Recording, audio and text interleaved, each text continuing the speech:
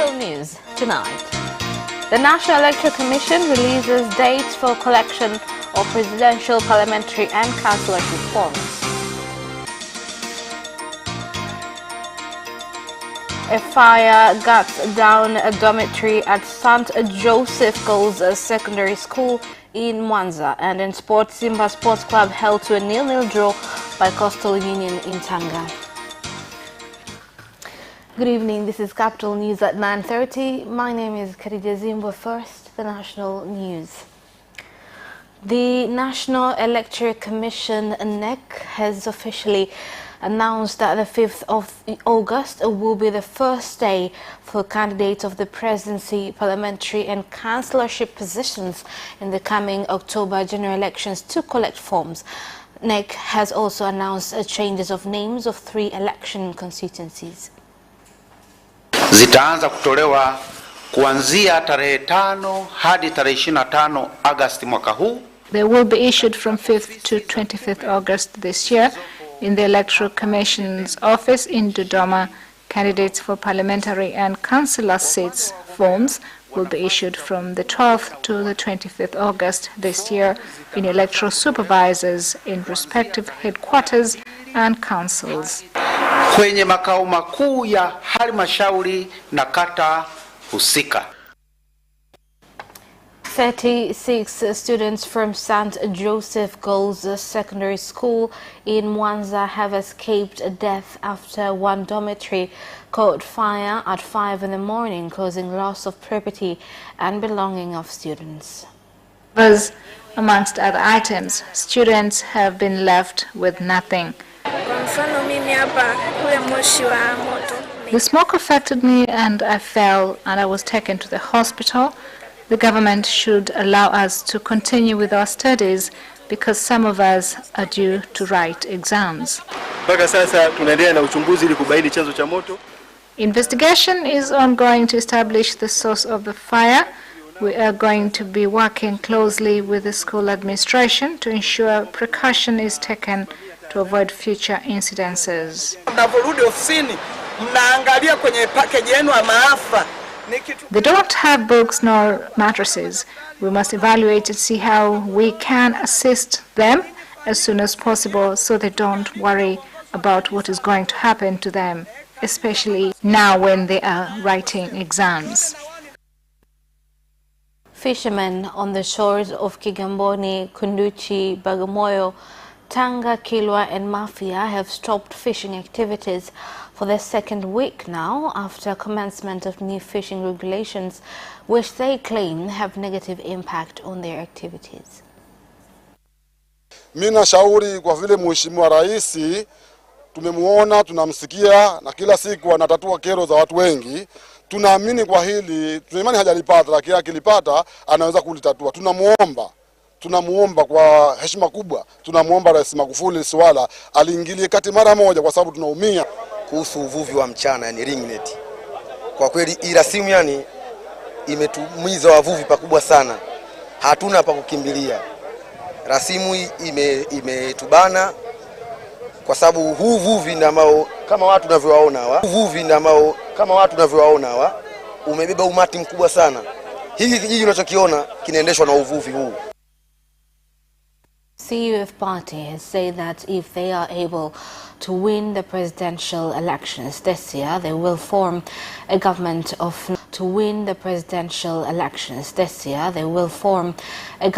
of national unity. The statement was made by the chairman of CUF, Professor Ibrahim Lipumba, immediately after agreeing to participate in the presidential election if his party approved his nomination bid. Ya hadhara, tupisheni. Hapa kazi tu, hapana. Sisi tunasema hapa haki tu. Lazima tujenge mfumo wa demokrasia. Usitegemee mtu.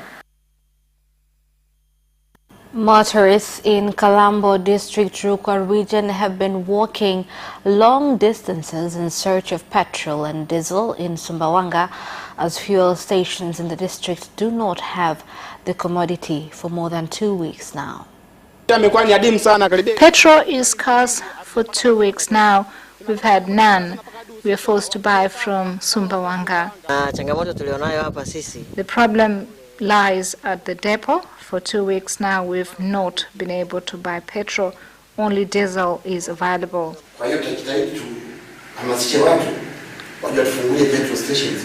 We need to attract investors to come and open filling stations here, and if there is anyone with some capital, then I will personally assist you to get permit.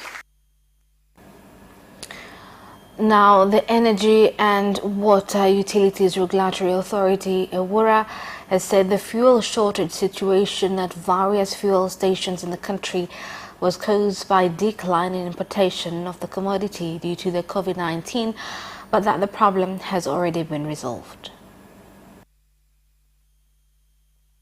Ya tarehe 13 mwezi wa 7 ambayo ilikuwa na lita milioni 28, lakini pia kati ya tarehe 27 mwezi huu na tarehe 3 mwezi wa 8 itaingia meli ambayo zitakuwa na mafuta ya lita milioni 89.6, ambazo hizi kwa mahitaji tu ya kawaida zinaweza kwenda zaidi ya siku 20. The Prevention and Combating of Corruption Bureau, PCCB, has suspended 9 officials who were involved in the questionable supervision of the Bureau's 7 buildings that was queried by President Dr. John Magufuli when he inaugurated PCCB offices in Chamwino District, Dodoma Region.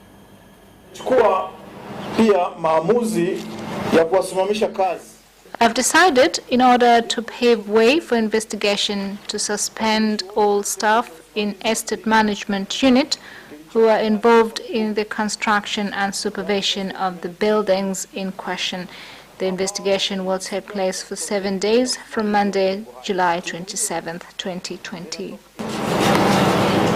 Zitachukuliwa hatua kali sana za sheria.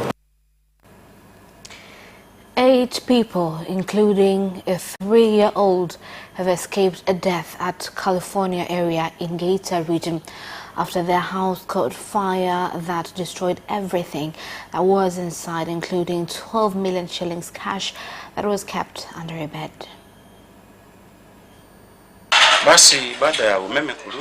When electricity came back, there was a shot which set the house on fire, destroying everything. 12,200,000 is a lot of money, and the total value of property lost is also a huge sum of money. Napenda kwanza kuchukua nafasi kuwatangazia wananchi na kutoa elimu. What I would like to do is to inform the general public, because we've had numerous incidences of fire which causes a lot of financial loss. And that is the end of national news. International news follows next.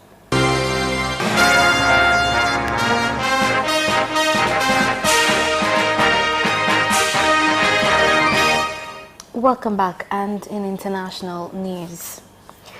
The number of coronavirus cases in Kenya has risen to 15,601 after 796 people tested positive. The new cases are from 6,754 samples tested in the last 24 hours. 3 of the new cases are foreign nationals, while the rest are Kenyan nationals. The highest number, 89% of them are asymptomatic. Youth from Lucha movement in Beni, northeast of Democratic Republic of Congo, have demonstrated against increasing incidents of killings and lack of security in the region. We're waiting for 2 things from our military force, is either to kill the enemy or arrest the enemy and bring peace in Beni. The demonstration is to raise our voices on ending killings in Beni. Recently, 2 people were killed. Reports in Uganda says that opposition leader Bobi Wine is at the center of the sacking of 8 top officials from the Election Commission a few months before the general election takes place. President Yoweri Museveni sacked officials of the commission this week due to alleged involvement in corruption. And that is the end of international news. Business news follows shortly after this break. We'll be right back.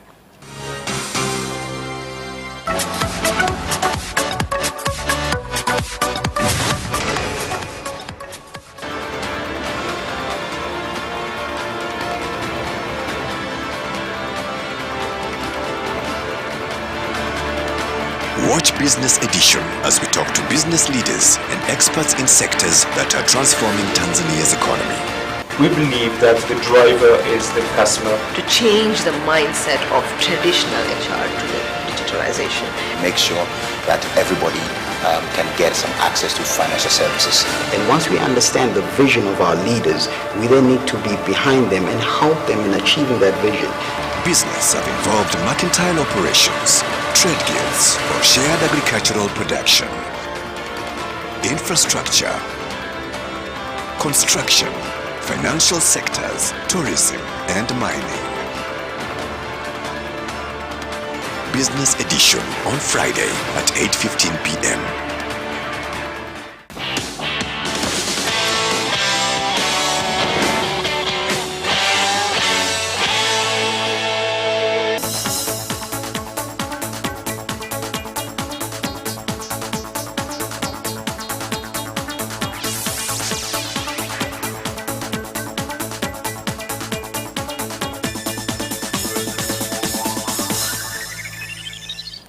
Welcome back, and in business news. Simiyu Region's intention of deploying more extension officers in order to increase production of cotton from 175 kilograms to 600 kilograms an acre by 2024. Now, moving on, pest invasion on avocados has caused many farmers in the country to fail to benefit from the commodity, as well as get markets in India, Europe and the US, where there is a big demand for avocados. There are obstacles that have been faced, resulting into making it difficult to reach to international markets, including diseases. In order to ensure that these produce are exported without any challenges, the Ministry of Agriculture, in collaboration with FAO, conducted a survey throughout the country, where we distributed traps in all farms that have been visited. Now, Kishnat farmers from Kitete Ward in Mtwara District Council have asked the government to speed up payment of their claims for Kishnat sold during the 2018-2019 buying season, as well as ensure agriculture inputs are supplied in time for the 2020-2021 season. Bado sijapata lolote au sijafahamu chochote kupitia pembejeo. I want to know how our agriculture inputs going to be distributed and how our cashnut payments going to be done, because after the harvesting season there are so many confusions on who is entitled to pay farmers. Is it AMCOS groups or the buyers? Kuna watu watatu tu. Hawa watu wote pesa zao tunazo. I only have 3 people, and we are here to make sure that these people are paid as soon as possible. In Libobe, there are about 39 people that have not yet been paid. Luckily, their funds are ready.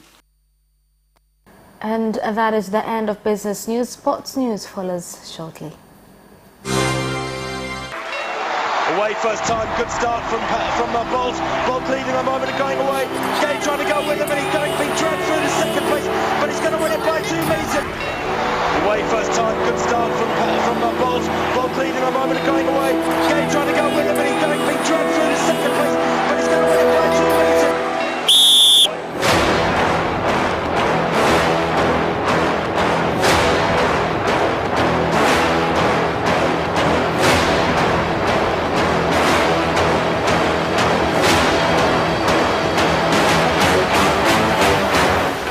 action. Joaquinho, he did lose to Lynn.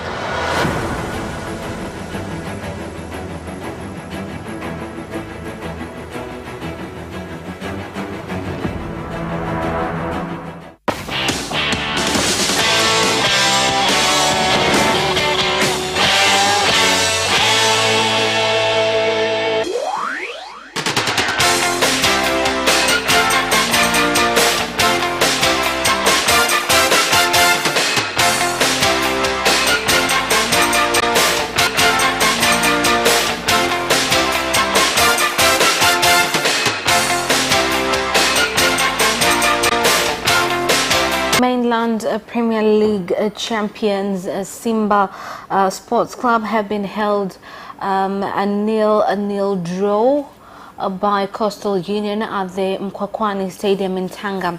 It seemed like neither Coastal nor Simba were striving for a win in the game that witnessed a red card issued to Simba's keeper Pascal Wawa. Tanzania captain Bwana Samata could be on his way out of Aston Villa as Turkish giants Fenerbahce and Galatasaray have reportedly developed an interest in him. Here's the story. Birmingham Mail has reported the Taifa Stars skipper could be granted permission to leave the club at the end of this current campaign that is almost ending. Samata scored against Bournemouth and Manchester City after just signing for Dean Smith's side, but he has failed to regain his form since football resumed. He's under immense pressure to deliver goals for Aston Villa, especially after he has failed to do so since the club resumed their league assignments. The Tanzanian was signed by the Birmingham club to help fill the void that was left when Brazilian striker Wesley Moraes got injured at the start of the year. The Dar es Salaam darts team has boasted of retaining the national championship trophy in the competition that starts tomorrow in Dodoma. Paka sasa hivi imethibitisha viko vilabu zaidi ya 6. 6 clubs have confirmed participation in the competition, one of them being Mbezi Beach. Mbezi Beach have sent me a message saying that they are on their way heading to Dodoma. Lugalo are also on their way to Dodoma. KT are on their way to the Dodoma. Police are also on their way, together with all others that have not confirmed. But I know since Dar es Salaam is the college of darts, and they love darts, they will participate well in Dodoma. Frank Lampard backed Chelsea to handle the pressure of trying to qualify for the Champions League on the final day of the season and refused to criticize Kepa Arrizabalaga after the goalkeeper struggled against Liverpool, who mocked lifting the Premier League trophy with a thrilling 5-3 victory at Anfield. Manchester United's draw with West Ham earlier in the evening meant Lampard's side went into the game against the champions knowing a point would seal place in the top 4. They were unable to contain Liverpool's attack and fell short despite a spirited comeback in the second half. Jurgen Klopp's side led 3-1 at half-time, and the focus homed in on Chelsea's defending, with Arrizabalaga under the spotlight after conceding a long-range strike from Naby Keita and a free kick from Trent Alexander-Arnold. However, Chelsea, who slipped into 4th place on goal difference after United came from behind to rescue a point against West Ham, will secure Champions League football if they draw with Wolves at Stamford Bridge on Sunday. Leicester, who are a point below Chelsea, host United on the final day, and Lampard urged his team to seize the moment. Now, Tottenham are confident that they will close a deal for Southampton's Pierre-Emile Hobhag, even though Everton have had a bid of £25 million after accepted for the midfielder. Højbjerg, who has 1 year to run on his Southampton contract, is determined to move to Spurs, where Jose Mourinho wants to play him in front of the back 4, and he has made that desire plain. With the will of the player in their favour, Spurs will look to conclude negotiations with Southampton, having thus far frustrated them with their valuation of Højbjerg.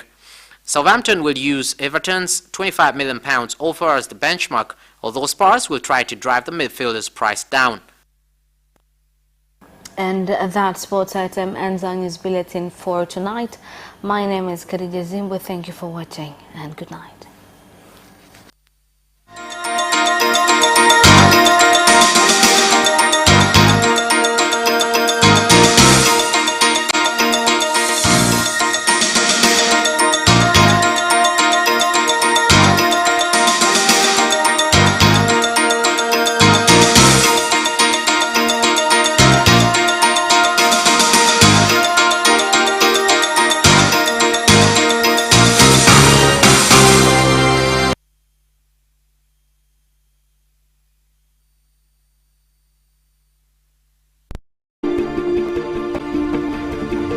are very many international organizations in the country. Governments all around the world must collect taxes. Could be any country in the world, and we only get to hear what they do in Tanzania. Agriculture, in my view, is one of the main perspectives for our embassies and high commission operate in Tanzania and how Tanzania can benefit from the presence of this organization, of these embassies in the country. And you can only catch it on the Monday Agenda, which is aired every Monday 8:45 to 9:30 here on Capital Television. Stay tuned.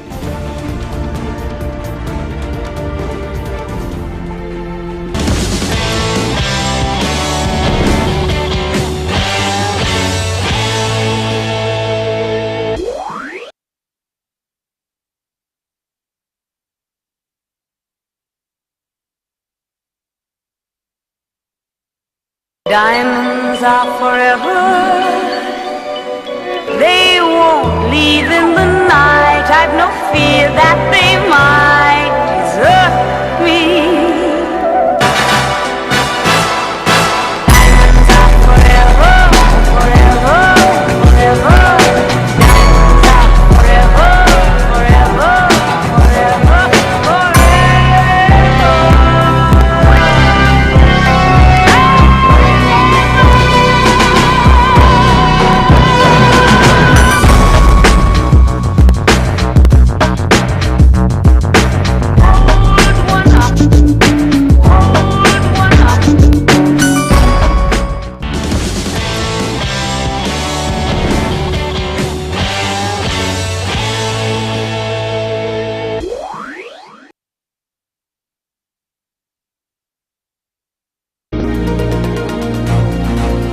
Karen, tell us how has it been going at this year's festival? Well, the turnout, Vanessa, is amazing as it is. Thomas, hello.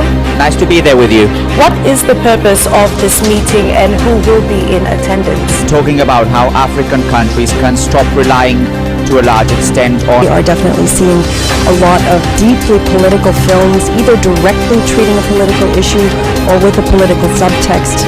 Don't miss the live special reports between Capital Television and Dashwell Television at 9:30 p.m.